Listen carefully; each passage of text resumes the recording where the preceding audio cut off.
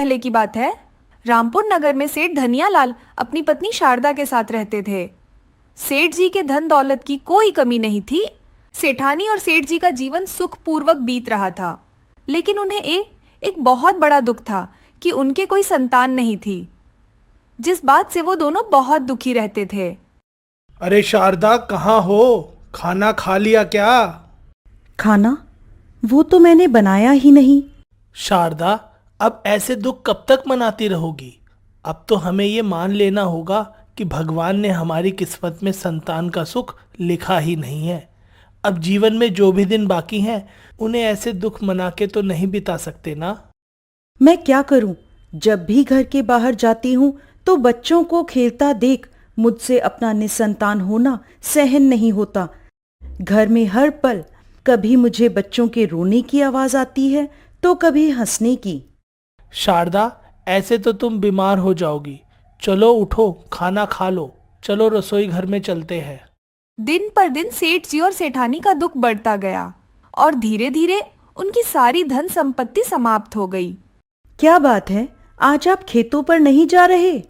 क्या करूँगा खेतों पर जाकर, जब इसको कोई संभालने वाला, कोई वारिस ही नहीं है तो। समय के साथ सेठ जी के खेत भी बिक गए और उनके घर में खाने पीने को भी कुछ नहीं रहा। शारदा, हमें अपनी भूख मिटाने के लिए कुछ कमाई तो करनी ही होगी। अब इस गांव में तो मैं किसी से कुछ मांग ही नहीं सकता। कल सुबह शहर जाकर काम की कोई व्यवस्था करूंगा। जैसा आपको ठीक लगे वैसा ही कीजिए। अगले दिन सेठ जी शहर को चले जाते हैं। अब सेठानी घर में अकेले बच्चे के सुख को तरसती रहती थी। एक दिन वो घर से बाहर जाती है तो गांव के पास के मैदान में सारे बच्चों को खेलते हुए देख शारदा को बहुत खुशी मिलती है। अब वो रोजाना गांव के पास के मैदान में पीपल के पेड़ के नीचे जाके बैठ जाती है और छोटे छोटे बच्चों को देख के अपना दिल बहलाती रहती है। एक दिन शारदा मैदान में पहुंची तो देखती है कि वहां कोई भी बच्चा नहीं है। अरे, आज मैदान में एक भी बच्चा नहीं है। कहाँ गए सभी बच्चे? हे भगवान, आपसे मेरी ये एक खुशी भी नहीं देखी गई।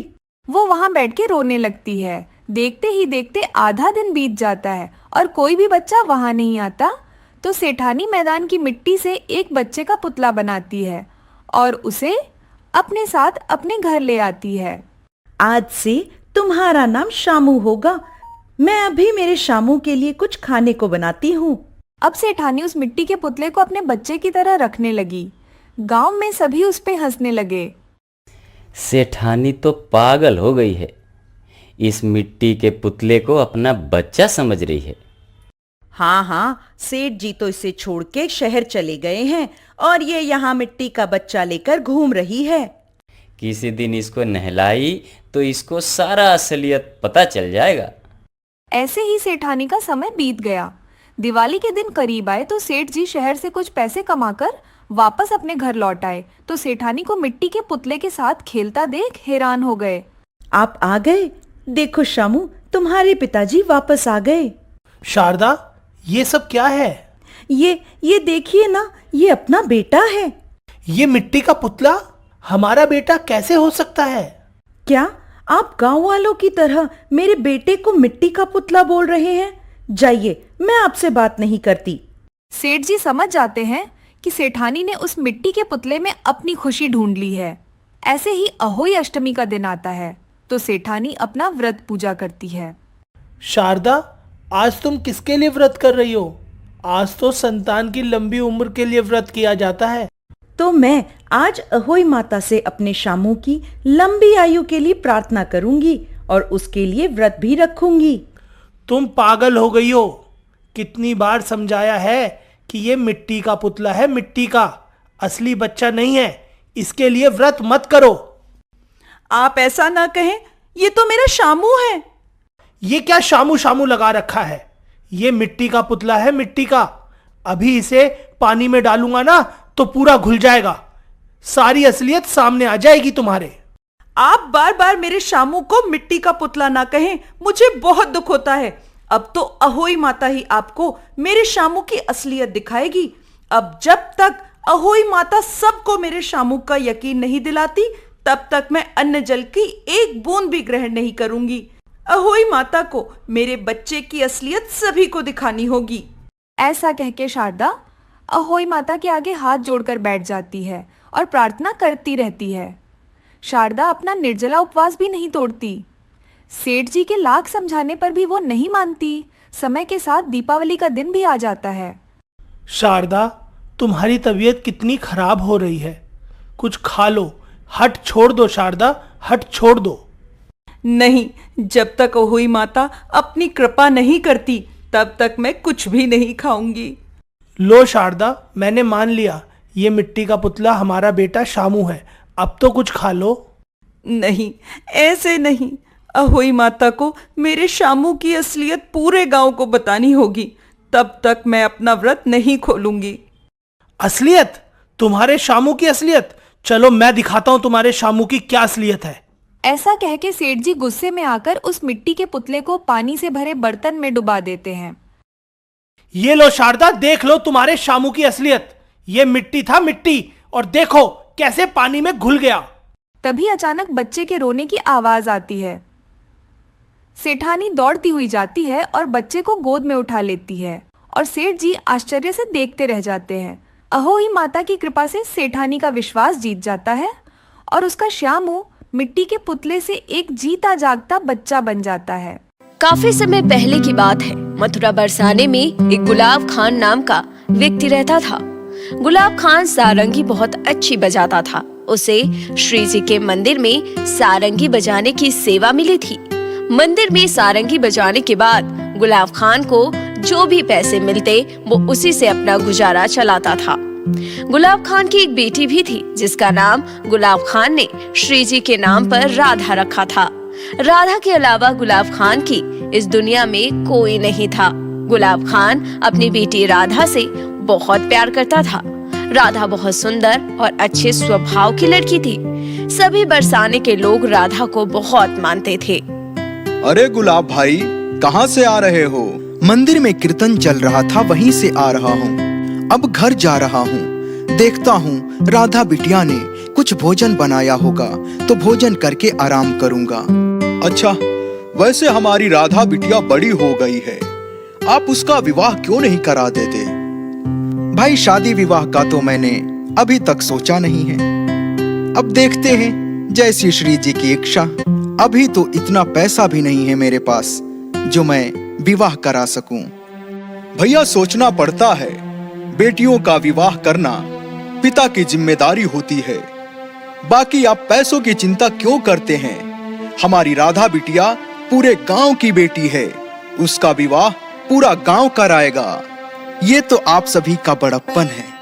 बाकी इस बारे में मैं एक बार राधा से भी बात कर लेता हूँ। गुलाब खान वहाँ से घर आ जाता है। राधा बेटी, जरा मेरे पास आ, तुझसे एक बात करनी है। हाँ पिताजी, बताइए। बिटिया, मैं सोच रहा हूँ कि कोई अच्छा लड़का देखकर अब तेरा विवाह करा दूं। अब तू बड़ी हो गई है और जवान लड़की कुंवारी घर में अच्छी नहीं लगती। पिताजी, मुझे विवाह नहीं करना, मुझे आपके ही साथ रहना है।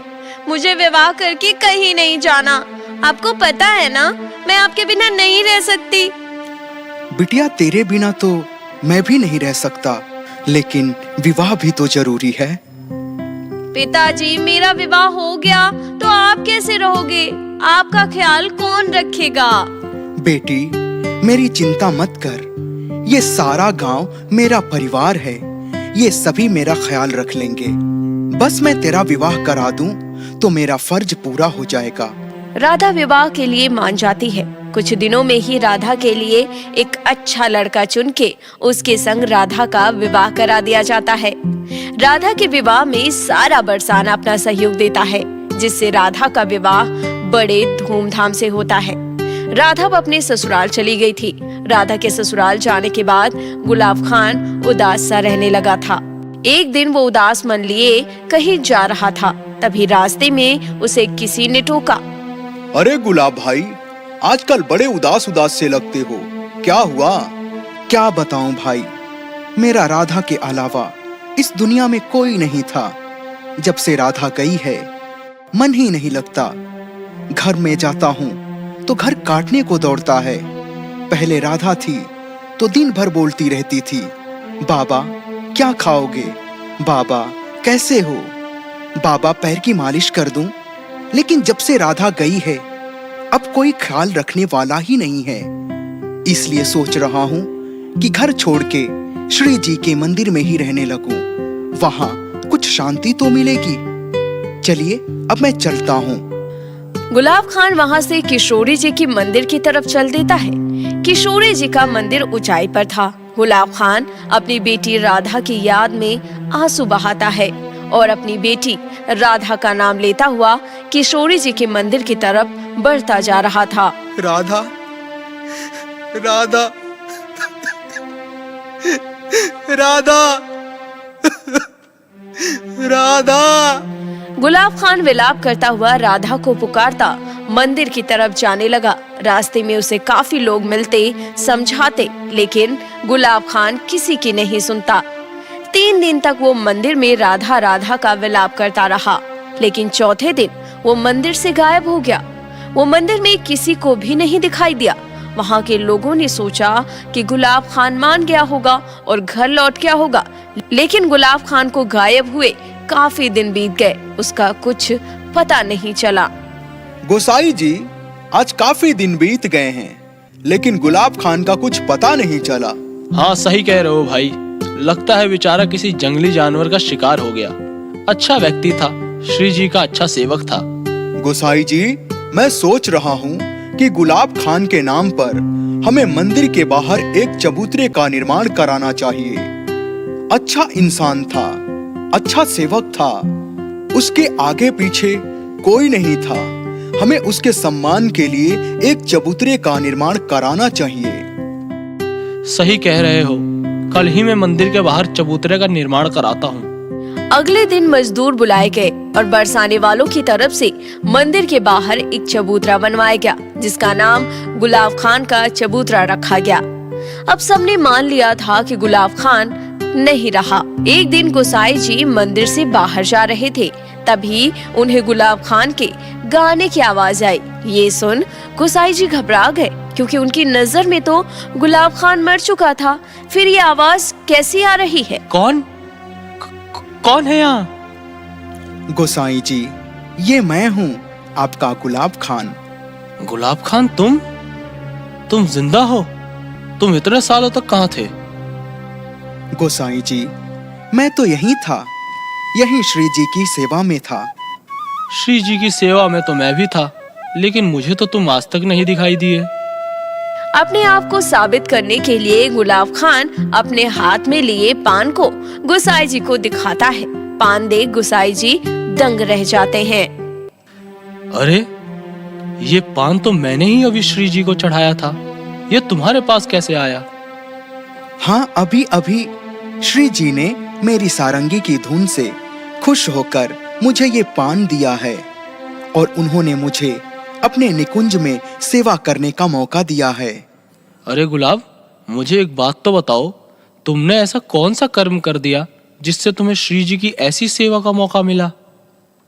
कुछ सालों पहले जब मैं 3 दिन तक मंदिर के बाहर राधा राधा नाम लेकर रो रहा था, तब हमारी श्री जी को मेरी यह दशा देखी नहीं गई।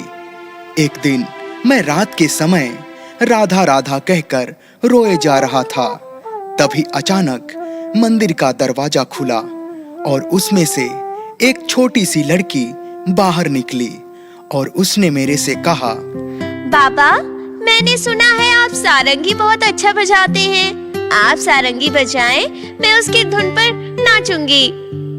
उस लड़की की ये बात कहते ही अचानक मेरे पास एक सारंगी आ गई और मैं वो सारंगी बजाने लगा और मेरी सारंगी की धुन पर वो लड़की नृत्य करने लगी। जब वह लड़की नृत्य कर रही थी, मानो ऐसा लग रहा था सारी दिव्य शक्तियां एक साथ वहां आकर नृत्य कर रही हों। मैं उसे देख इतना खो गया कि मेरे हाथ सारंगी से रुक ही नहीं रहे थे।